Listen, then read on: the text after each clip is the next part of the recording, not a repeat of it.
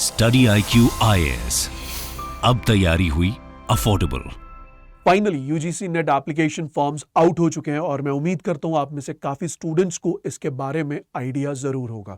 लेकिन बहुत सारे स्टूडेंट्स ऐसे हैं जिन्हें अभी भी काफी सारे डाउट्स हैं, काफी सारे इश्यूज हैं related to the current application form, इसके important dates as well as the other areas. तो आज इस वीडियो में हम डिस्कस करेंगे इस एप्लीकेशन फॉर्म की सारी डिटेल और उसके साथ साथ डिस्कस करेंगे 3 बड़े बदलाव जो इस बार के एप्लीकेशन फॉर्म में देखे गए हैं। तो आइए जरा देख लेते हैं वो 3 बड़े बदलाव क्या हैं।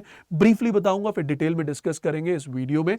सबसे पहली चीज, अब जो आपका यूजीसी का रिजल्ट है वो 3 कैटेगरीज में प्रेजेंट किया जाएगा। पहले ये रिजल्ट आता था JRF as well as assistant professor और दूसरा रिजल्ट आता था असिस्टेंट प्रोफेसर। लेकिन अब एक तीसरी कैटेगरी भी ऐड ऑन की गई है। वो तीसरी कैटेगरी कौन सी है, कुछ ही क्षणों में उसके बारे में जानेंगे।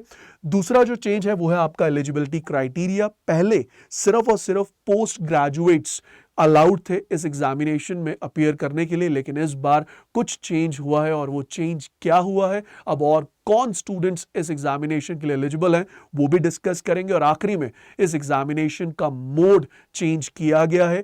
पहले ये एग्जामिनेशन किस फॉर्मेट पे होता था, इस बार ये एग्जामिनेशन किस फॉर्मेट पे होगा और उस चेंज की वजह से क्या इंपैक्ट आएगा कट ऑफ पे एज वेल एज आपके स्कोर पर, एग्जामिनेशन लेवल पर, और बहुत सारी चीजें डिस्कस की जाएंगी। तो इस सेशन को स्टार्ट करेंगे, लेकिन इस सेशन में इन 3 बदलाव से पहले हम बात कर लेते हैं यूजीसी के बारे में। यूजीसी, जैसा कि आप सब जानते हैं, ये एक स्टैट्यूटरी बॉडी है। एनईटी की मैं बात करूं, नेशनल एलिजिबिलिटी टेस्ट, एक ऐसा टेस्ट है जिसे आप क्लियर कर एलिजिबल हो जाते हैं in order to continue research और pursue your career as an assistant professor। ये एग्जामिनेशन कंडक्ट किया जाता है बाय एन ऑर्गेनाइजेशन एनटीए, जिस ऑर्गेनाइजेशन का काम है एक स्टैंडर्डाइज फॉर्म में इस एग्जामिनेशन को ट्रांसपेरेंसी से कंडक्ट करना। अब बात करते हैं इस एप्लीकेशन फॉर्म के से रिलेटेड इंपॉर्टेंट फैक्ट्स और डेट से। सबसे पहली चीज, इस एप्लीकेशन फॉर्म को यूजीसी नेट आउट किया था ऑन 20th ऑफ अप्रैल और 10th ऑफ मई तक आप इस फॉर्म को फिल कर सकते हैं। यानी आज भी इस फॉर्म की डेट्स ओपन है। आज भी अगर आप चाहें तो इसमें अपीयर कर सकते हैं, इसके लिए अप्लाई कर सकते हैं। दूसरा पॉइंट है कि सर इसकी जो फी पेमेंट है उसके लिए आपको 2 दिन एक्स्ट्रा दिए गए हैं और वो 2 दिन की प्लीज वेट मत कीजिएगा।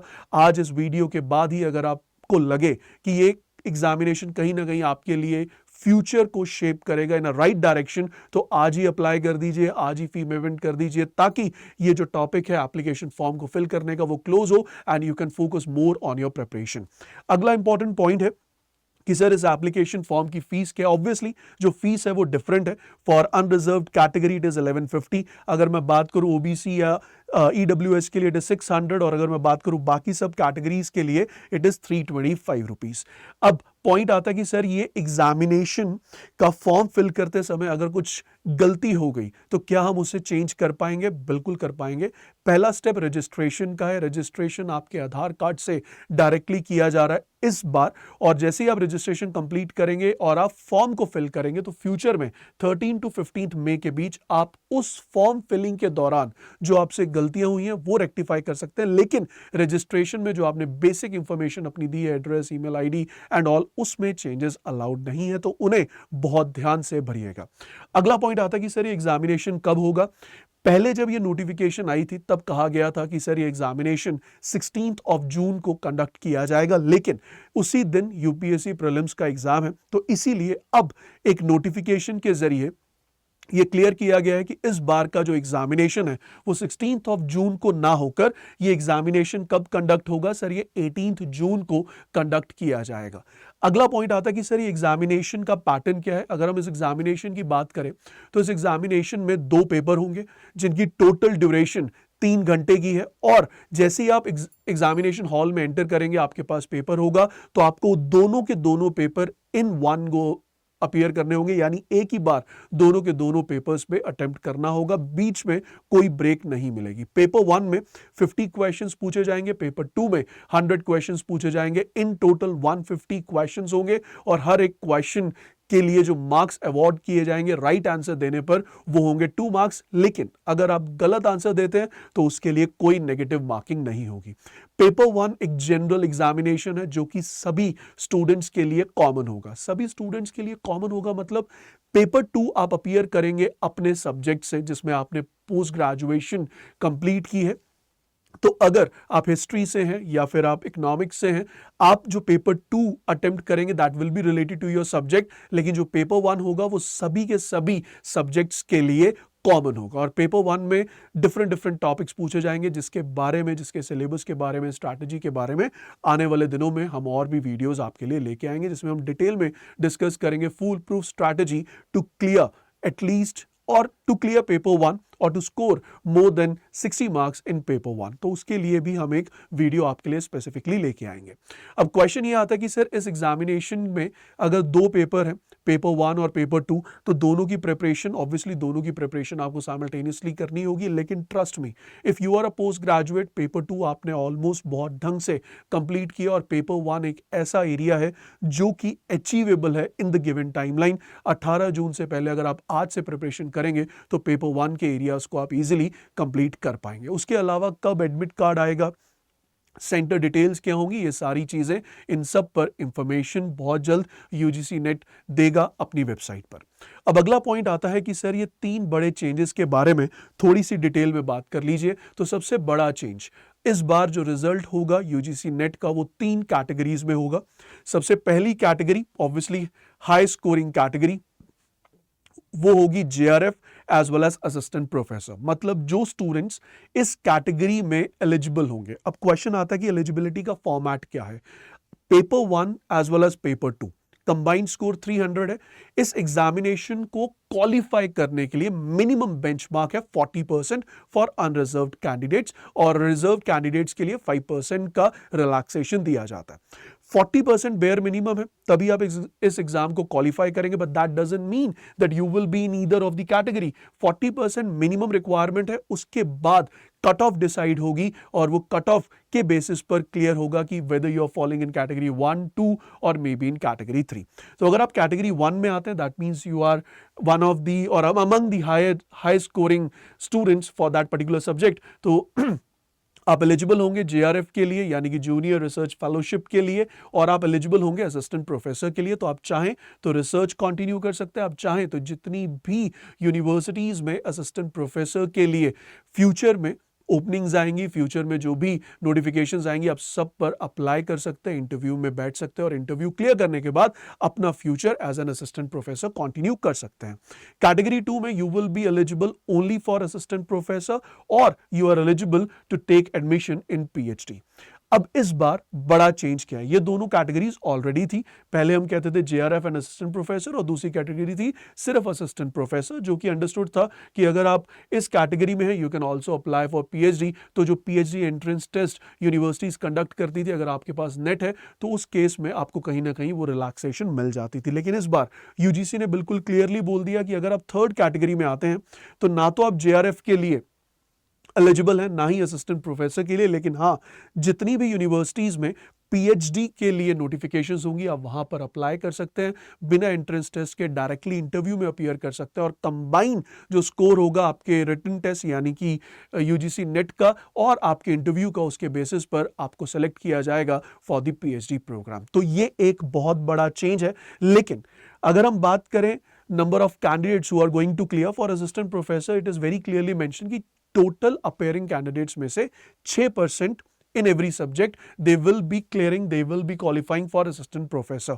लेकिन अब पॉइंट आता है कि पीएचडी के लिए क्या परसेंटेज होगी, इस पर अभी भी हम वेट कर रहे हैं यूजीसी नेट के तरफ से कि क्या आंसर होगा, कितने परसेंट कैंडिडेट्स को यहां पर इंक्लूड किया जाएगा। जैसे वो नोटिफिकेशन आउट होगी we will be discussing that as well.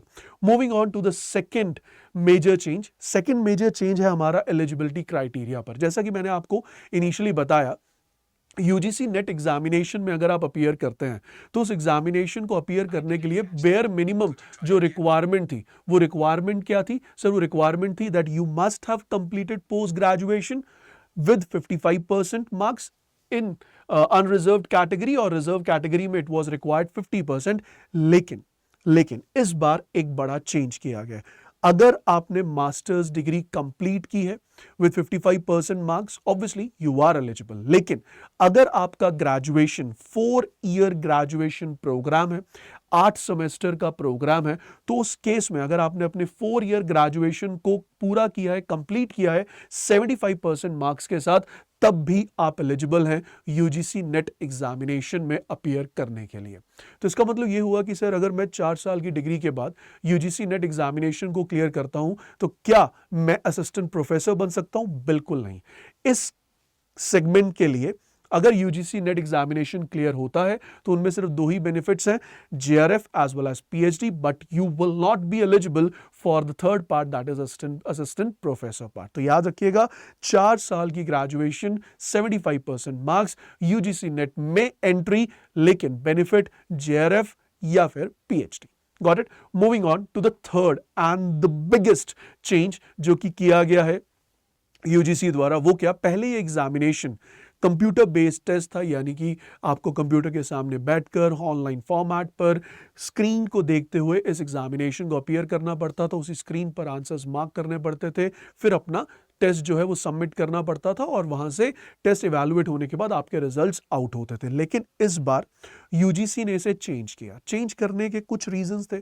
बहुत बार देखा गया कि टेक्निकल इश्यूज हुए जिस वजह से एग्जामिनेशन के समय काफ़ी कैंडिडेट्स को प्रॉब्लम हुई, और उसके साथ साथ कहीं ना कहीं इंफ्रास्ट्रक्चर क्रंच था, जिसकी वजह से यूजीसी का जो नेट एग्जामिनेशन था वो काफ़ी दिनों में कंडक्ट होता था और एक दिन में भी शिफ्ट वाइज कंडक्ट किया जाता था फॉर डिफरेंट सब्जेक्ट्स। तो इन सारी प्रॉब्लम्स को, इन सारे इश्यूज को रिजॉल्व करने के लिए इस बार यूजीसी नेट ने डिक्लेयर किया है कि अब ये examination pen and paper form में होगा। जैसे ही आप एग्जामिनेशन हॉल में जाएंगे, आपके पास क्वेश्चन बुकलेट आएगी, उस बुकलेट पर आप अपने क्वेश्चंस को सॉल्व करेंगे और जो आपके करेक्ट आंसर्स हैं वो आप ओएमआर शीट पर मार्क करेंगे और उसी ओएमआर शीट के बेसिस पर इवैल्यूएशन की जाएगी और आपका रिजल्ट डिसाइड होगा। अब इस ओएमआर वाले पार्ट को इंट्रोड्यूस करने के बाद कैंडिडेट्स के दिमाग में 2 चीजें होंगी। पहला, फायदा या नुकसान। तो ऑब्वियसली ओएमआर फॉर्मेट पे आने के बाद बहुत सारे फायदे हैं, लेकिन कुछ नुकसान भी हैं, और अगर मेरी मानो तो वो नुकसान हो सकता है कि उन फायदों पर भारी पड़े। अगर आप जानना चाहते हैं इसके क्या फायदे हैं, क्या नुकसान है, क्या प्रॉज है, कॉन्स है, उसके बारे में मैं एक सेपरेट वीडियो आपके लिए लेके आऊंगा और उस वीडियो में हम सेपरेटली स्पेसिफिकली डिस्कस करेंगे benefits as well as the issues which you can face due to this change. That means now the examination will be in written form. It will be on the basis of the OMR sheet.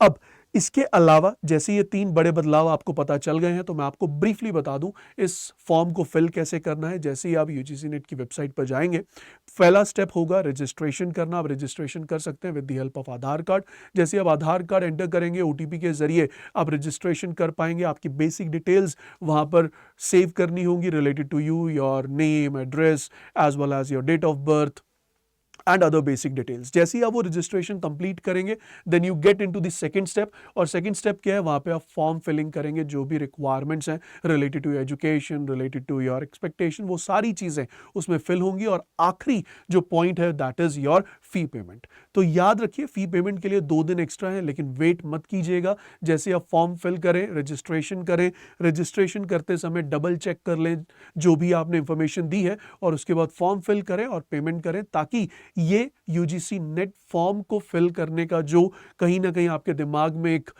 Tension है या एक बोझ बना हुआ है, उसे आप पहले रिलीज कर लें, उसे खत्म कर लें और उसके बाद अपनी प्रिपरेशन को स्टार्ट करें। आने वाले दिनों में हम काफ़ी और वीडियोस लाने वाले हैं रिलेटेड टू यूजीसी नेट। अगर आप चाहते हैं इन वीडियोस को फॉलो करना और अपनी यूजीसी नेट एग्जामिनेशन को क्लियर करना, तो आज ही स्टडी IQ के चैनल को सब्सक्राइब करें। और उसके साथ साथ अगर आप चाहते हैं free PDFs and other material, you can also connect with me on my Telegram channel which is economics by Madhav Arora. आशा करता हूँ जो भी इंफॉर्मेशन आपको दी समझ आई होगी, अच्छी लगी होगी, और बहुत जल्द मुलाकात होगी आपके साथ अगले सेशन में। Thank you so much. God bless you all.